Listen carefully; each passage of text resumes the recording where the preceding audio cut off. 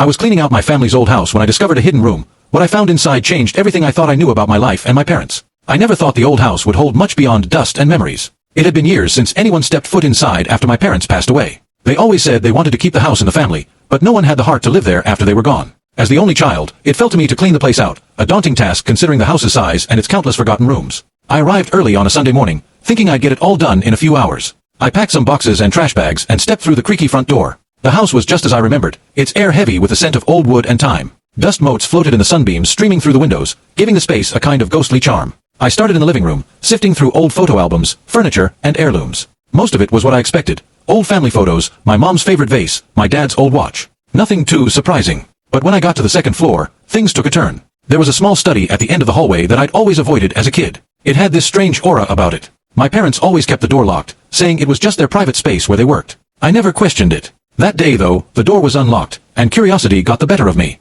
As I walked inside, I felt a chill crawl down my spine. It was smaller than I remembered, and most of the furniture had been removed, leaving the room mostly empty except for a large bookshelf lining the far wall. I started pulling books from the shelves, hoping to pack them up and donate them. That's when I noticed something strange. A draft, faint but noticeable, coming from behind the bookshelf. It didn't make sense. There were no windows in the room, and the rest of the house was sealed tight. Curious, I leaned in and pressed on the shelf, wondering if there was some sort of loose panel behind it. To my shock, the entire bookshelf groaned and shifted, revealing a hidden door embedded in the wall. My heart began to race. I had no idea this room existed. With trembling hands, I turned the rusted doorknob. The door creaked open to reveal a narrow, dimly lit passageway. At this point, I should have left. I should have called someone, told a friend what I had found. But something pulled me forward. The air in the passage was cold, colder than the rest of the house, and it smelled faintly of mold and damp wood. At the end of the passageway was a small room. It wasn't much bigger than a closet, and inside was an old, metal trunk, dusty and sealed tight with a heavy padlock. There were also stacks of letters, some bound in ribbon, others loose and crumpled. I sat down, overwhelmed by the sight.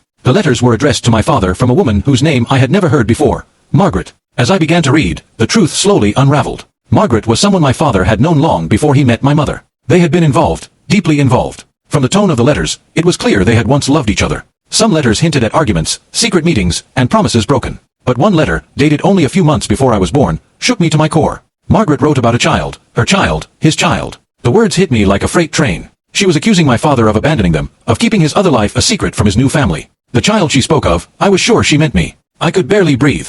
How could my father keep something like this hidden? Had he really lived a double life all those years, lying to my mother, lying to me? I continued reading, my hands shaking with each letter I opened. It seemed that my father had tried to keep contact with Margaret after I was born, but my mother found out. There was a confrontation, and Margaret vanished. The letter stopped abruptly after a particularly ominous one from my mother, demanding Margaret never contact my father again. The contents of that letter felt colder than anything in the hidden room. As I sifted through the trunk, I found old photographs, some of Margaret, a young woman with dark hair and sharp eyes, others of my father and her together, laughing, happy. There was even one of a baby. I looked closer and saw something chillingly familiar in the baby's face. Could that baby have been me? Was there another child, another sibling I never knew about? I felt sick. Everything I had ever known about my parents felt like a lie. They weren't the loving, devoted couple I had always believed. My father had kept this massive secret, and my mother, had she known the entire time? I spent hours in that hidden room, reading every letter, going through every scrap of paper. Eventually, I found an old birth certificate buried beneath the letters. My heart pounded as I opened it. The name on the birth certificate was mine, but the mother's name wasn't my mom. It was Margaret. I was too stunned to process it. My entire life, who I was, had been a lie. My mother wasn't my biological mother. My father had lied about everything, and my real mother had been someone I had never even known existed. After sitting in the room, frozen by the weight of the discovery, I gathered everything up, the letters, the photos, the birth certificate, and left the house, my mind spinning. I didn't know what to do next. Should I confront my family? But there was no one left to ask. Both my parents were gone, taking their secrets to the grave. That hidden room changed everything I thought I knew about my life. It made me question who I was, and whether I had ever truly known my parents. As I drove away from the house that day, I realized that I would never see my family the same way again.